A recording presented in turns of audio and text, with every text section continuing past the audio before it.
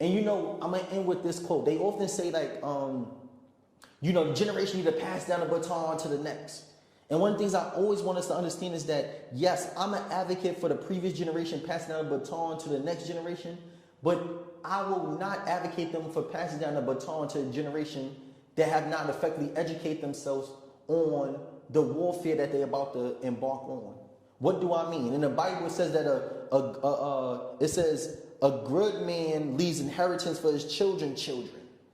But it's bad if you leave inheritance for your children haven't taught them how to handle that inheritance. So it's a two responsibility and twofold. The first one I want to say is us as a generation have the responsibility to educate ourselves, because I would not encourage a generation to pass down the baton to a generation that haven't effectively educated themselves on the fight that they about to embark on. So we have to educate ourselves on what it is that we are pushing for, because when we get that baton, it's important for us to know what to do with it.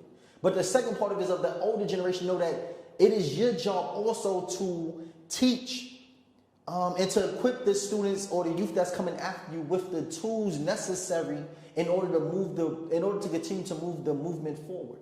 I hope that makes sense, because in the Bible it says a good man leaves inheritance for his children, but a good man that leaves inheritance for his children defeats the purpose of leaving inheritance if you haven't taught your children what to do with the inheritance. Because now you're leaving them with something that's of value that you haven't taught them how to deal with.